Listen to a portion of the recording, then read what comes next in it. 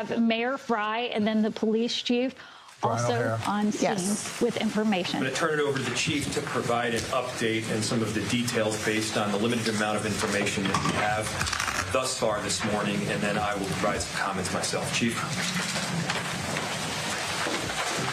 My name is Brian O'Hara, B-R-I-A-N, O''H-A-R-A. I am the Minneapolis Police Chief. At approximately 9:03 a.m. this morning, Minneapolis police received a report of a shooting involving federal law enforcement in the area of East 26th Street and Nicollet Avenue on the south side of the city. Officers arrived and found an adult male with multiple gunshot wounds when they arrived. Life-saving aid was being rendered, and he was transported by ambulance to Hennepin County Medical Center, where he was later pronounced deceased. Based on the information that we have, which is very limited, this is a 37-year-old white male who is a Minneapolis resident, and we believe he is an American citizen. We have not been told any official reports of what has led up to the shooting, but we have seen the video that is circulating on social media. Our demand today is for those federal agencies that are operating in our city to do so with the same discipline, humanity, and integrity that effective law enforcement in this country demands. We urge everyone to remain peaceful. We recognize that there is a lot of anger and a lot of questions around what has happened, but we need people to remain peaceful. In the area, we have an unlawful assembly at this time. Minneapolis police have given multiple warnings for the crowd to disperse. We are asking for people to avoid the area and to leave if you are there. We have requested mutual aid from the Minnesota State Patrol and from all our local and county regional partners. We ask everyone to remain calm and to please do not destroy our own city.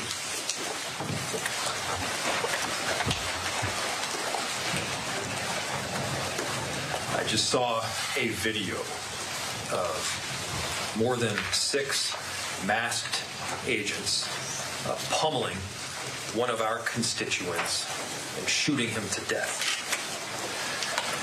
How many more residents, how many more Americans need to die or get badly hurt for this operation to end?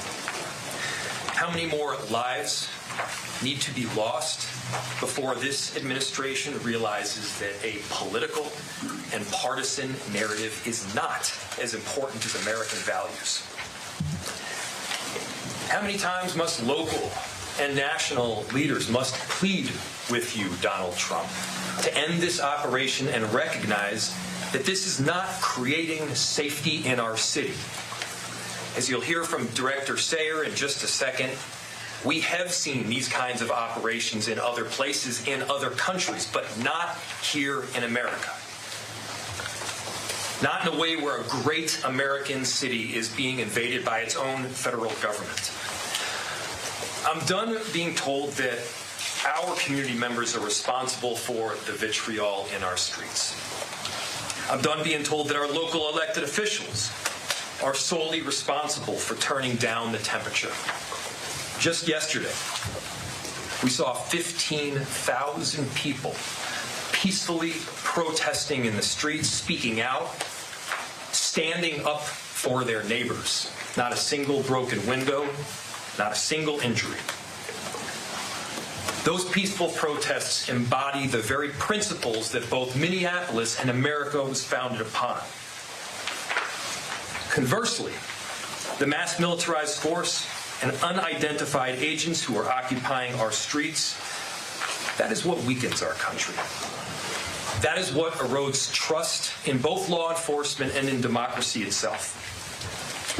So to everyone listening, stand with Minneapolis. Stand up for America.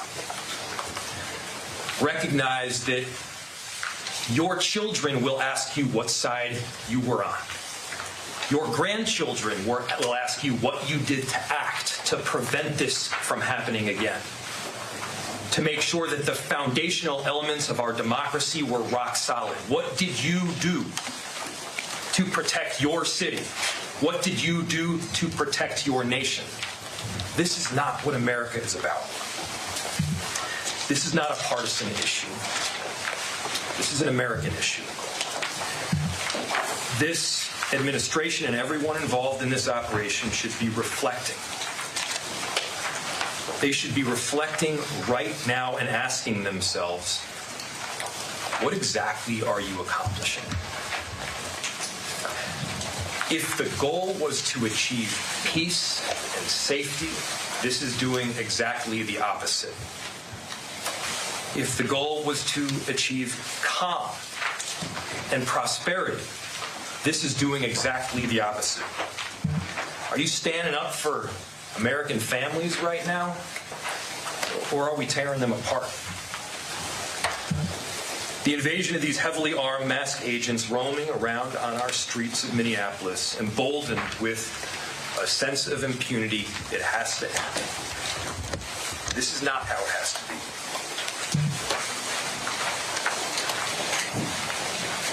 So, to President Trump, this is a moment to act like a leader. Put Minneapolis, put America first in this moment. Let's achieve peace. Let's end this operation, and I'm telling you, our city will come back.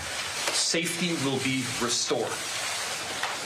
We're asking for you to take action now to remove these federal agents. Director Sayre.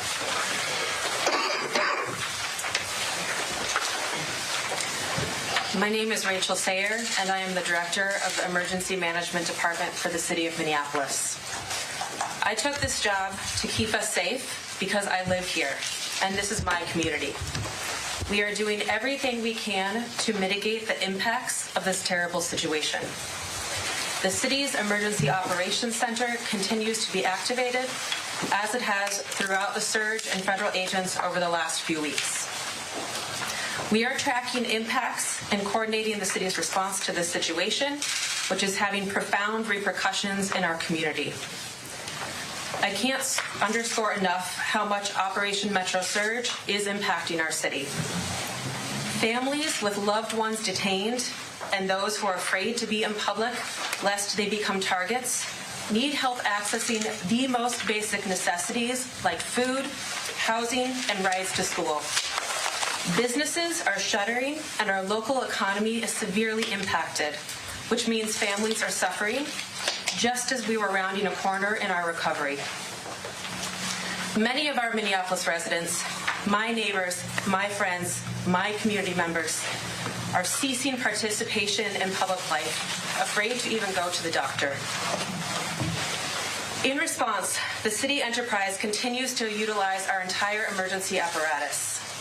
That means staff across departments, often around the clock, are putting their regular jobs on hold in order to respond to the impacts of Metro Surge.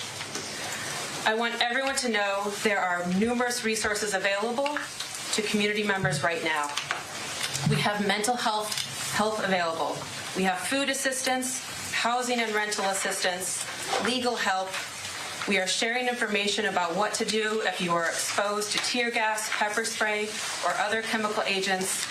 And the state AGs and ACLU are collecting reports of rights violations. You can access these resources on the city's virtual resource center at minneapolismn.gov/ICE. Please share this information with your neighbors. We have help and we want you to be able to access that.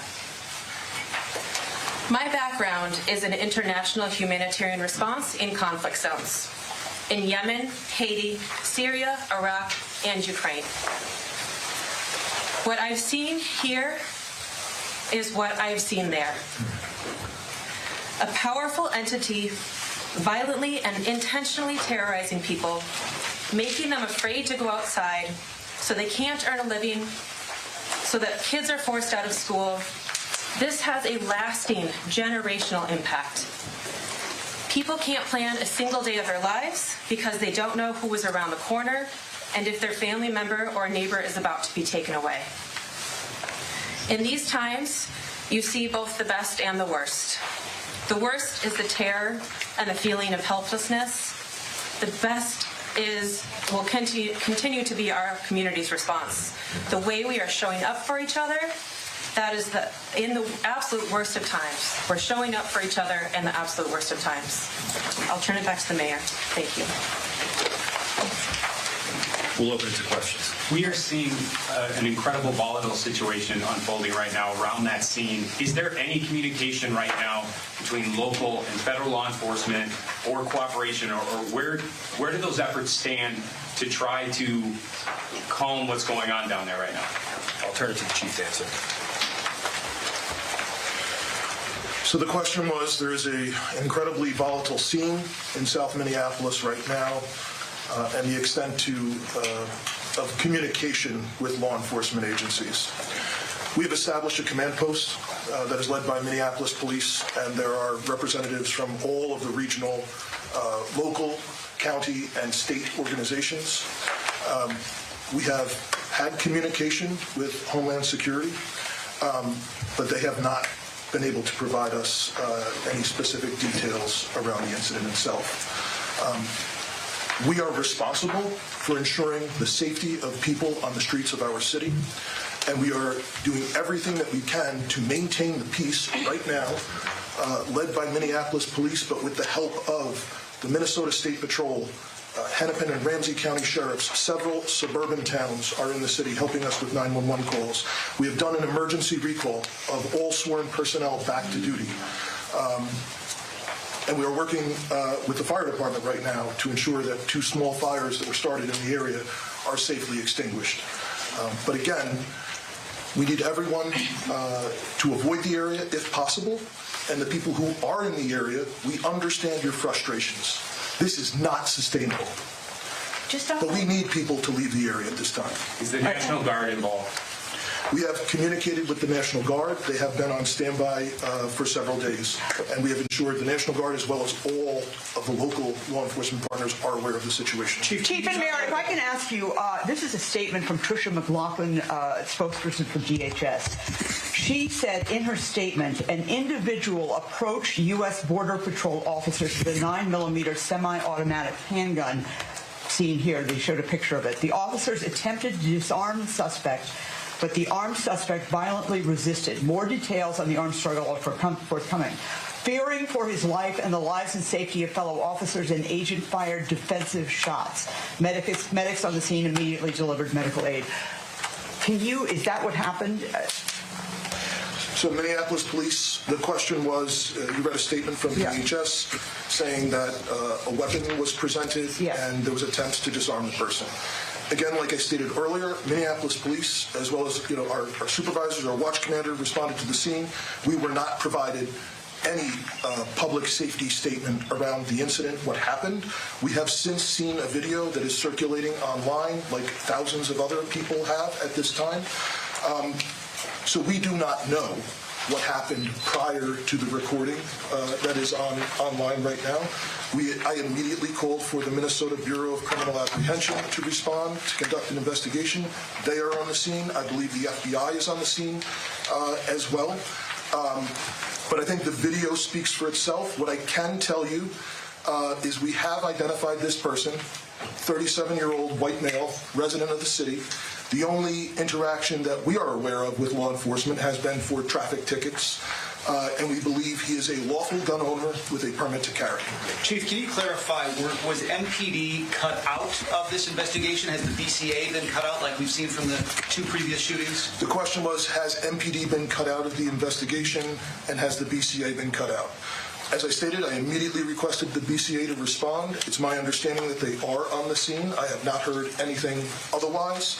There was initially some information was relayed to me over the radio that our officers were told that they were either not needed or could leave, and I gave a direct order to ensure that Minneapolis Police maintain the scene, as well as other state and local law enforcement. Chief O'Hara, do you know whether it was multiple officers involved in the shooting or one officer, and do you know their whereabouts? Are they in custody at all, or still on the scene? So the question was is there multiple officers involved in the shooting? That is the preliminary information. That is our understanding, that it was more than one law enforcement officer involved in the discharge. And again, there is public video that shows several law enforcement officers in a scuffle with someone. Can you talk about the discrepancy? The initial reports said that the victim here was 51 years old. What the information that you have, where's that from? So the question was, initial reports said the victim was 51. The information that I have is we sent Minneapolis police officers to the hospital with the individual who was shot, and they have since identified that person. 2 more questions. Do you have a name of the individual who was shot? I do, and I'm not releasing it. Are you able to talk? Have you been able to talk with top ICE and Border Patrol officials to ask them to please be in on this, or have you talked to them, or have you been rejected? The question was, have we talked with federal law enforcement to be in on this? We have had conversations with Homeland Security Investigations this morning. We are told they do not have any information to share at this time, but we will attempt to maintain those communications going forward. Do you believe that? Question, Do you believe that? Last question. Do you believe that they have no information to share at this time? The question was, do I believe that they have no information to share at this time? I don't know if the individual that we were in contact with would or not. This is a Saturday morning, and just like it was for us, it was a scramble to do an emergency recall and to get people to the scene. All right, thank you guys. We'll have more information if we get any later throughout the day.